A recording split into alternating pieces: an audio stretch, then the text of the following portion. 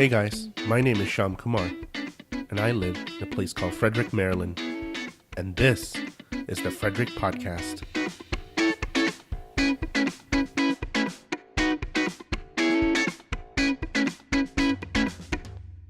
Hey guys, welcome to another episode of the Frederick Podcast. I'm your host, Shyam Kumar, and today I have an exciting interview for you with spiritual advisor Darren Bucare.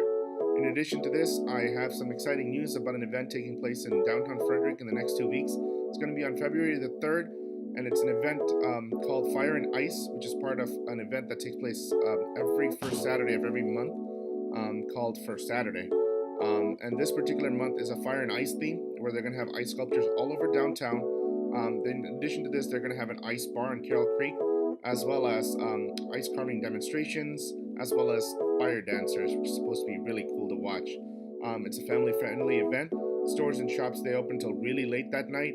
In addition to this, they have a trolley service that takes you all over downtown. You just have to park in one spot, and you hop on the trolley and hop off wherever you want. They have designated stops, and all this information is on a brochure on their official website, and you can find a link to that from my website, www.thefrederickpodcast.com. Please continue to watch and support my podcast channel. You can watch it on YouTube if you want to watch the video version of my interviews. You can subscribe to me on your favorite podcast app if you only want to listen to it. I really appreciate all the support I've been getting over the last few weeks, and I'll continue to bring super cool interviews with some super cool people who live and work in and around Frederick County. Until next time, please enjoy this interview with Darren Bucare, and as always, I will see you all next week. Hey guys, welcome to another episode of the Frederick Podcast. I'm sitting here at Barley and Hops, and I have my guest here today is Darren Bucare, who's a spiritual consultant. Darren, thanks for coming on the show. Oh, you're welcome. I love this place. It's amazing. Yeah. You know me. I love the show. I do a lot. Love this place. I do a lot of my shows here. Right. Good beers and all that. Oh, the beer's great. Yeah. Tell us a little bit about yourself, where you're from, your background. How'd you end up in Frederick? Well, I grew up in Cleveland. Took some.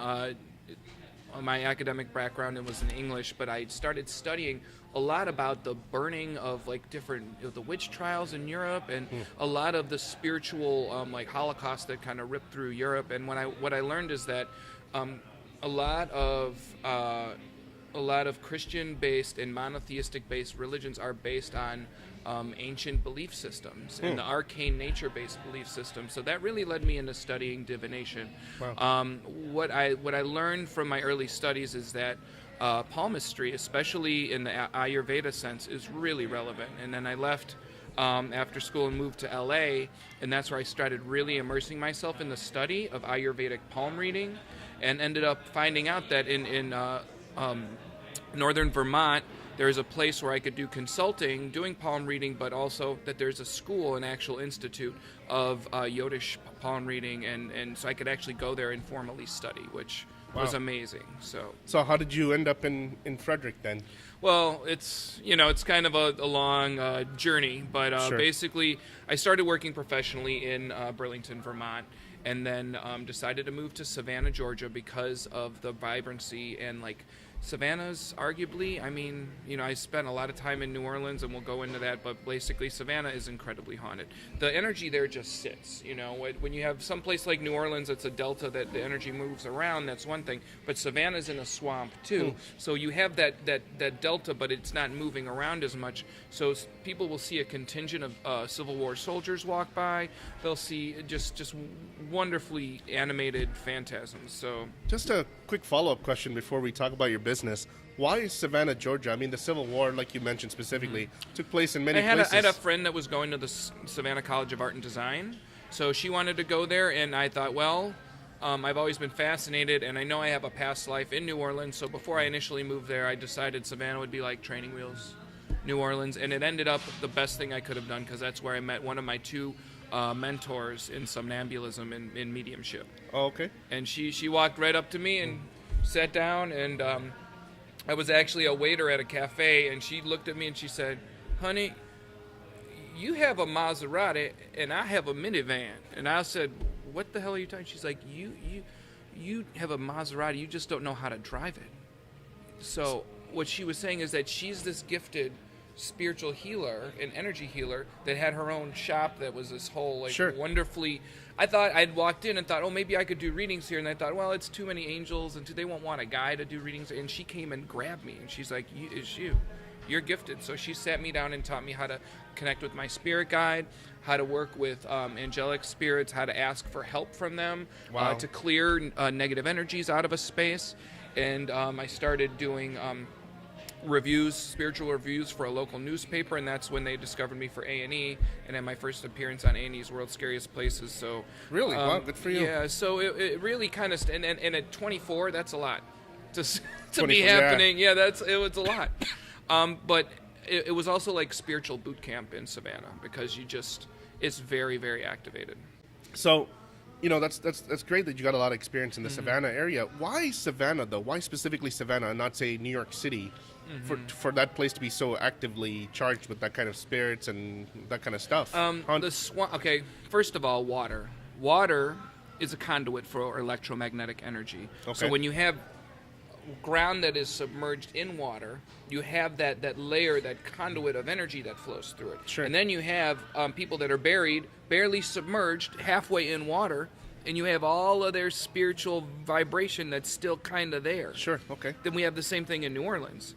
Except because New Orleans is so inundated with the ocean, it kind of gets moved around more. Whereas Savannah, it just sits and convalesces, and you have all the yellow fever victims, all the Civil War soldiers, all the people that died, and it just, they love they don't want to go anywhere. As they say in Savannah, General Sherman spared our fair city because we gave them a Chatham artillery punch and ladies of the evening, so they wanted Atlanta got burned down, but then they got to stay, which that's like, we love that's what's up. And Wow. those spirits want to stay there.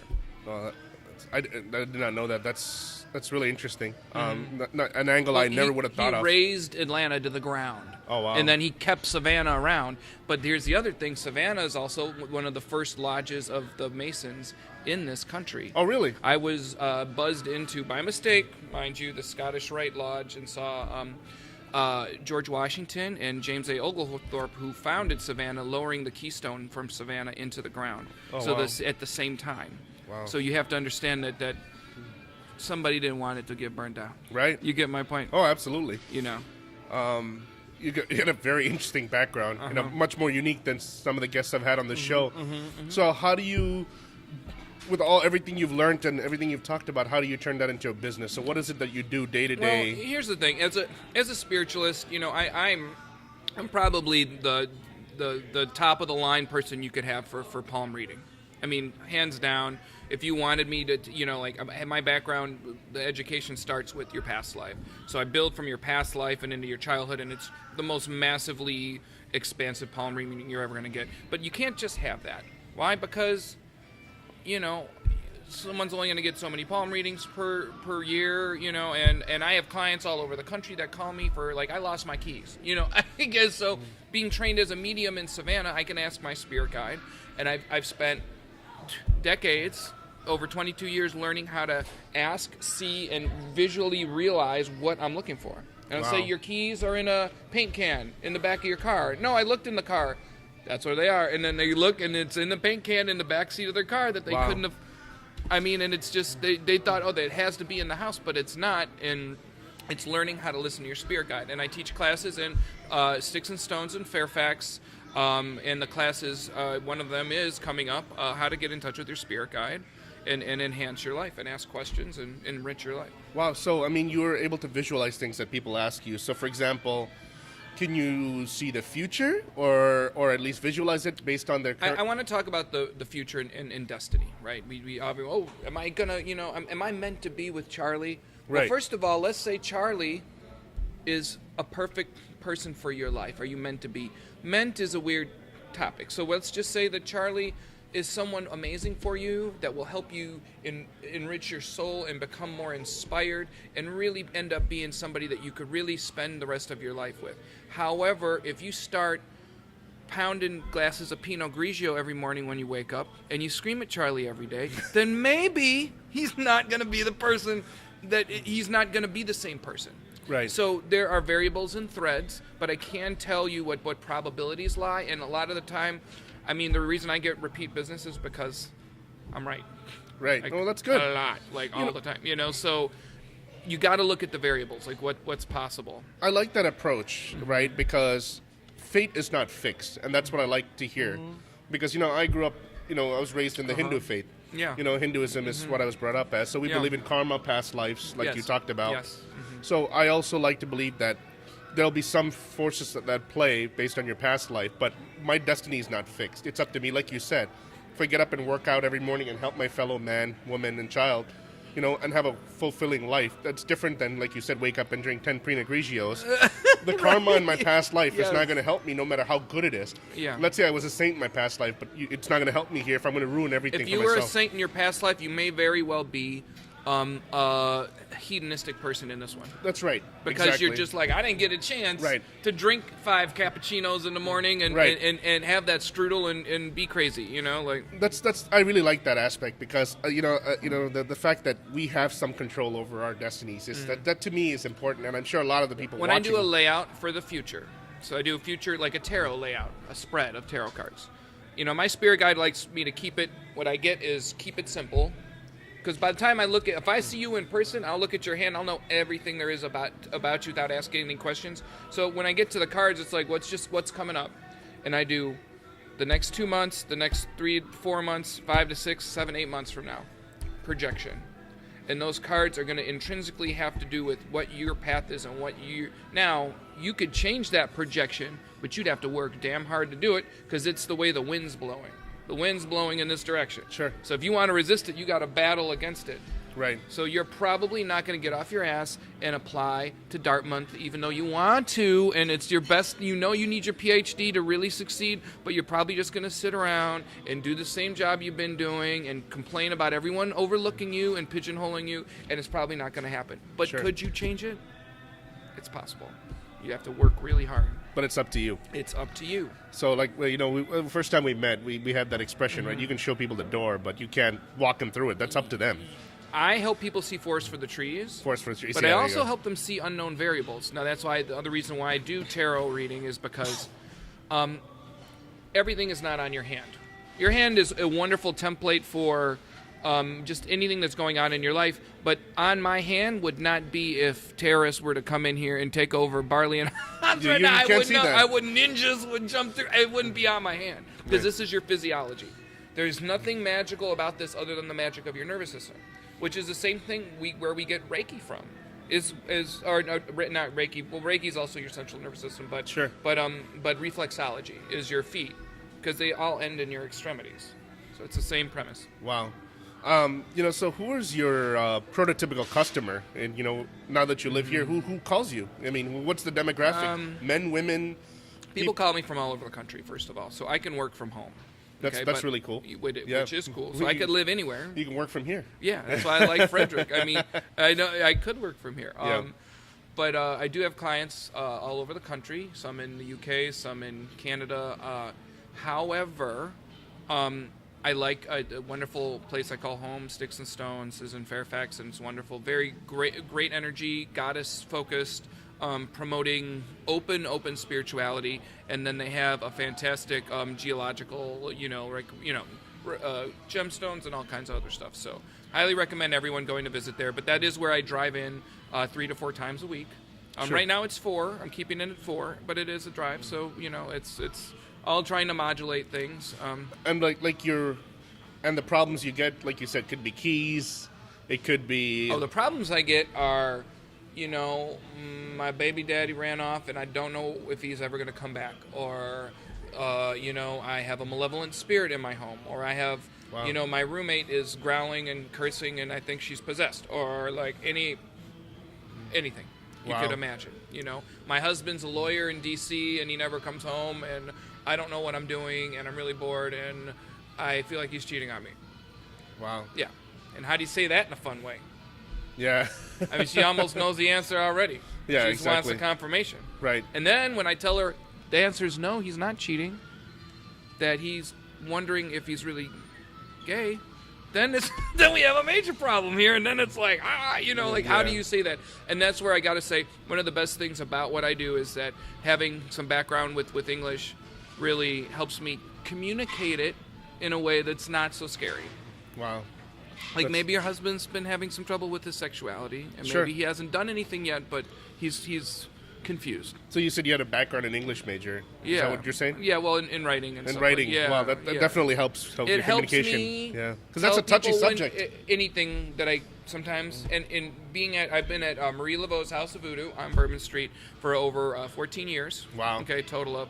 So you get people that come in from all over the country, and they just want to do the reading. It's like a fun, like a tilt, like I'm going on a roller coaster. Sure. But what they don't realize is that I can look at your hand and look at your energy and know things about you that you've never told anyone. And it becomes a mind blower. And it's like, whoa, what do I do now? I'll be like, well, you have it's you and your mom, Teresa went and gotten your horse Buttercup and rode down. And she's like, I have a horse named Buttercup. My mom's named Teresa. And I'll just get it. Sometimes it just flows in. Wow. Like a bird flying in the window. So I guess that's a good disarming against skeptics, right? I'm sure you get skeptics who come to you say, look, I don't believe in this, but I need you. Well, they come in, first of all, like it happened a lot in New Orleans, because they're like, one of the things you do is go to Marie Laveau's and get a reading. Everybody does that, yeah. Great reputation. So they come in and they're like, yeah, my friend made me do it, so they sit down, they pay, and I look at them, and then I tell them things they couldn't possibly have told anyone. Like nobody. Wow. Ever. Like some people were sexually abused. Some people were I don't. Wow. And they look at me, and then they're just like crying, and then I have to send them out there and like, okay, go drink your daiquiri. Just go have fun. But my thing is, and I have a credo, and it's my own belief system. I have to be real with people.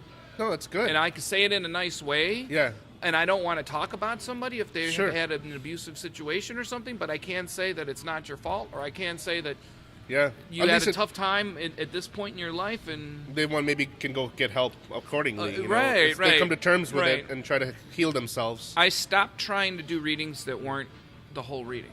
Like you pull a thread of a sweater and it just starts. You can't help it. Yeah. So I can't, I'm really just concerned about this house. I'm trying to sell this house. I'm like, is it the fact that your husband used to throw the furniture around in the house and he, yelled at your kids and, and he's still involved in your life even though you're not together anymore and he's terrorizing you? Is that part of it? Because, it's not just the house. I'm not just trying to sell the house. Yeah, it's tough. So that can be tough. And I really, my big focus is I'm here to help. I'm here to help people. So that's my main thing is what can we do to make you the happiest incarnation of yourself? That's awesome. Mm-hmm. And a lot of times I say, if you don't have someone in your life that you're sharing your life with, have you ever tried to ask for one? Yeah. Just ask. No one even thinks of that. Yeah. Just ask higher energy, and it's whatever you believe. Right. And that's, again, another thing is I have my own theosophy and belief system, but I think everybody should have one. Something. Believe in something. Other than your bank account. Yeah.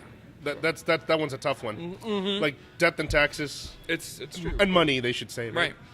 Yeah. Your bank account's a reality. It's a reality. But it's, there's other stuff out there. So, what I wanted to talk about next was, people of faith. Mm-hmm. Like, people have different faiths, like you said. Right. Christians, Hinduism, Judaism, whatever, what have you, Baha'i, whatever. Mm-hmm. How do they reconcile their feelings about the religion if they feel the need to come to you? What I mean by that is, sometimes it might be going against their faith to sort of, go and find out what's really wrong if they feel something's going on. You know what I mean? For example, if you're a Christian, if you don't go to a priest. My background in taking tons of classes in comparative religions, being well-versed in Scandinavian mysticism, West African diaspora. The diaspora is all sorts of range of different Nigerian West African religions, as well as a heavy background in Catholicism and a really wonderful knowledge of Judaism and some Eastern religions that, including Jainism and all. So I'm someone that I get you. I get you. Now they're Baha'i and so, maybe is a little out of my realm of. But I'm going to understand if you're a Jainist and you don't want to kill living creatures, and I'm going to understand that. I'm going to understand if you're a Native American person that wants to respect the land and doesn't want to tread on someone's land. I'm someone that is why people feel comfortable with me, and I'm going to understand if you're that guilty Catholic that feels like, oh my God, I was told never to do this. Yeah. Or the guilty Jew that feels that they've never. Yeah, should have gone to confession instead of coming to you or something like that. And maybe 5 Hail Marys isn't doing it anymore. Right. They want something more to get to the crux of the problem. So most of the time it's like this. I'm like a therapist that I don't have to ask questions. I'm not asking questions. So if it's something you are not comfortable with telling someone, you go to a reader that's good, and you say, read me. And then they're like, okay. There's a dead polar bear in your living room, and you threw a carpet over it, and it's starting to stink. So maybe you should stop having tea parties in your living room with the dead polar bear in there, because it's starting to be uncomfortable for everyone, because everyone's like, what the hell is this? And maybe that dead polar bear is you're 5 months behind on your mortgage. Or maybe the dead polar bear is your daughter doesn't talk to you, and it's been 2 years and you feel horrible and you don't know how to address it. Right. You can't keep acting like it's not there. It's not there, right. And that's whether what you believe it or not, do. yeah. That's what I do. So I look at the whole picture. And then I say, this is what we're dealing with, Wow. And sometimes it's not a problem. Sometimes it's something wonderful that you're not recognizing how blessed you are. Sure, yeah, absolutely. Look at it could be as simple as that, yeah. It can be as simple as sometimes it is. Unfortunately, a lot of the times I'm finding a problem because people wouldn't come and pay me, to figure that out. $3 a minute to tell them something wonderful's happening. Right. Yeah. So, could be a turning point in their lives. But that's okay. Yeah. And sometimes they do. And when they do that, the first of the year, because we all want to know what's going on exactly at the beginning of the year. So I do get very busy at this time. I'm not going to lie. I'm a scientist, but I also have my spiritual side. Like I said, the Hinduism brought it into my life. And I look at horoscopes and stuff like that. Whether I have a believe couple it or not. clients that worked for CERN in the, like the Hadron Collider and the whole thing. So, and if they're not, they're like the most ultimate scientists ever. But that when you get to that extreme with science, it just begs a question: if we're creating antimatter, what else? All right, what's out there? Right. Why? How can we even create antimatter? Right. Why come a squirrel can't create antimatter? Right. Because the scientist in me, because that's my day job. Yeah. With all the stuff we're talking about, I can't reconcile with everything with science, but at the same time. A lot of the stuff we empirically measure today, we didn't have tools for 100 years ago. So I'm not a skeptic. I'm more of a, we don't understand this sort of stuff yet. Yeah. And maybe we will, and maybe this is... John Dee was considered one of the world's ultimate scientific minds, and John Dee was a cartographer and an alchemist, and he was a medium, and wrote the Enochian language, and in 16th century Elizabethan England, he was like the authority on science for the world. Right.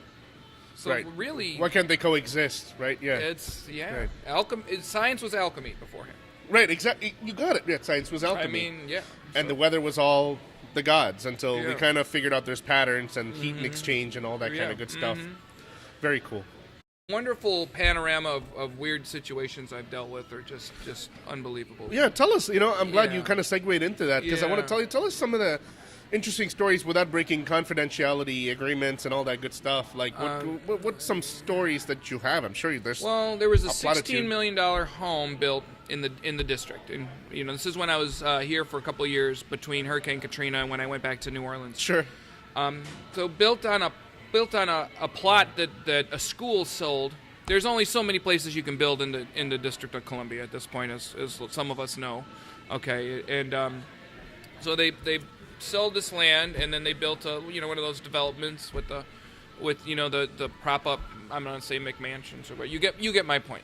So little mini mansions, and one of these homes was being haunted by a spirit that basically was choked to death on the land. Wow. While they were hoeing the land or Sure. tilling the soil. This person was still on the soil, and someone's young daughter.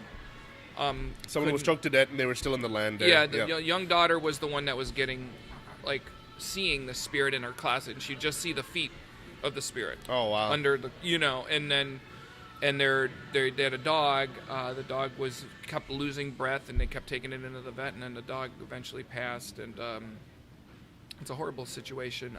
But the point is, this is when I needed to ask, how can I go from telling these people what's going on to helping them? Because they had someone else come, and the person described the same person, which was an octoroon-looking, light-skinned African-American male, and we both described the same thing. And she's like, I don't know what to do. And I said, I need to call. And I called my mentor in Savannah, and and she said, honey, you need to, you can't do it yourself. Because I had to ask for help for angelic, I had to ask St. Michael to be present, Archangel Michael. Why? Because now cross-culturally, even the ancient Sumerians believed in an angelic energy connected with the sun that separates light from darkness. Sure. And it was looked at as a winged being. Right. So did Muhammad. So did, everybody. So this is not just a Christian ideology. Right, exactly. San Miguel is a real thing. So I said, please help me transition this. And we, transition that energy. So you can't build a house from the ground up for that much money and not want to stay there. That's... Yes, of course. Yeah, so that was one of the more harrowing things. Were you successful? Yeah. Mm-hmm. Yeah. It was the kind of thing that I had to come back 2 or 3 times because I was new at it. But that was, again... Wow. That was, I think, 12 and a half years ago. So that's... Wow. Yeah. It was 2005 or something like that. So, yeah. So, how do people get in touch with you? Oh, yeah. If you want to get a hold of me, it's dbucare@gmail.com. You can also call me at Sticks and Stones in Fairfax, or just go ahead and email me. Also, DBC Spiritual Advisors at gmail.com. And you can find all this and more on my podcast website, www.thefrederickpodcast.com. Mm-hmm. Darren, I think with that, we'll start to wrap things up here. It was a pleasure having you. Thank you so much. This was very enlightening. Thank you. It's very different than everything else that I've been experiencing over the last few shows. Wow, great. Yeah. So I hope glad to add a little spectrum of color to it. Yeah. No, like I said, growing up, this is not entirely new to me because growing up Hindu, I kind of was exposed to some of this already, but it gives you a nice context to hear from all faiths, because you're kind of like cross-religious, so. I bring a lot to the table, and that's why I stay. This is why this is my only job. I have a lot to offer, including past life regression and stuff. So I do stay busy, and I get return business because I help a lot of people, and I like it. I like helping people, which is cool. That's nice. Mm-hmm. Thank you again. All right. Hey, great sitting with you.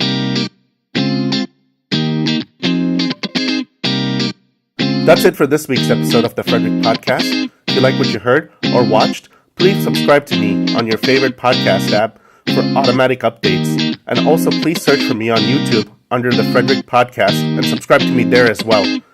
Until next time, I'm Sham Kumar. Thank you for listening and watching.